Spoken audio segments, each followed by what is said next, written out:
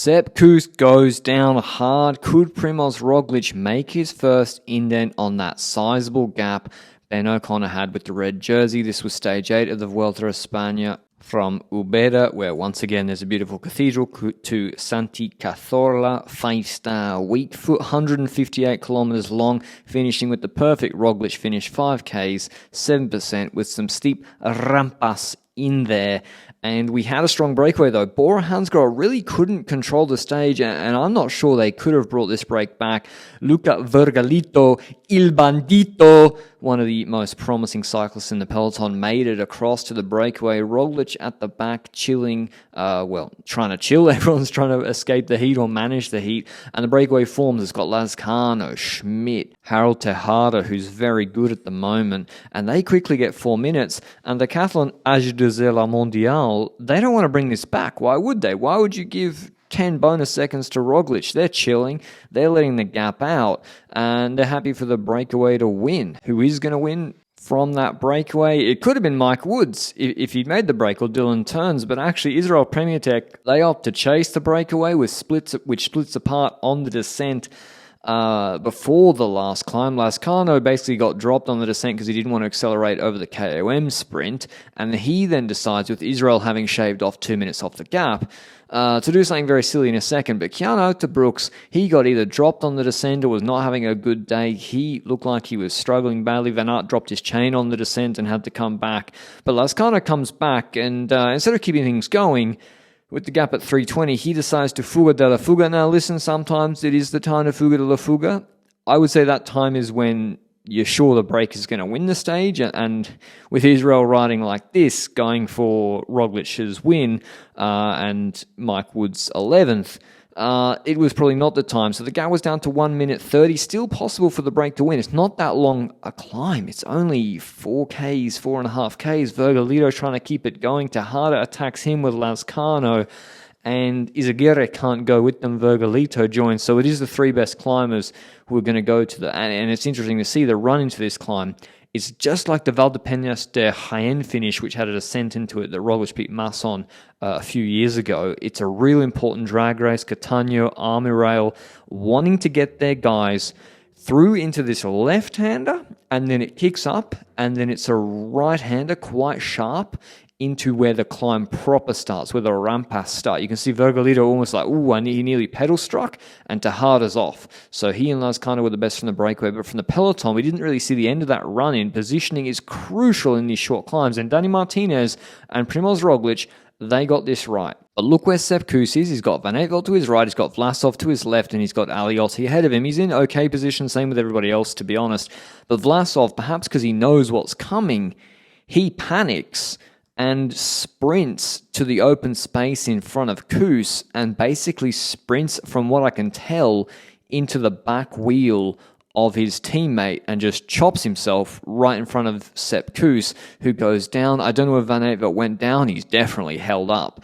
And so having a crash right there as Dani Martinez sparks it and Roglic is going to launch it is the worst possible way to start the climb. Vlasov would lose 2 minutes on the stage and GC, obviously, and we see a very reduced group with Roglic putting a first dig into O'Connor, who's able to respond initially. Cepeda and Carapaz a gap. Enric Mas actually is on a bit of a gap, but then Roglic slows.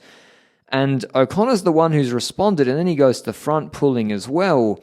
Perhaps a mistake. Cepeda starts pulling. It's now a 5% section on a better road surface, and people come back. Schjelmoser, Dunbar, Carlito, David Gaudu, Yates, Narvaez, Bennett, and we see Van Aert and Kuss have returned, but at what cost? You've had to basically do a mile 40 seconds, 25 seconds quicker than Roglic, who had already absolutely gone at the maximum speed possible, and then when he goes again, Kuss is not able to respond, nor Van Aert. It's only Enrique Mas and Felix Gall, who was good the other day. He begins to do a hybrid role of pacing Ben O'Connor, but Almeida, according to Eurosport Portugal, perhaps afflicted by COVID, he would lose 4 minutes or plus on this stage, spelling his GC basically over. And Mas makes a mistake. He flicks the elbow, slides back, Roglic is like, see ya.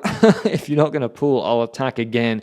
And this is the decisive third dig, third time's a charm. Mas then has to bridge across going around Felix Gall. I don't know if Gall was waiting for O'Connor or just couldn't follow either. But now Mas, you see how irregular this climb is. A descent in it.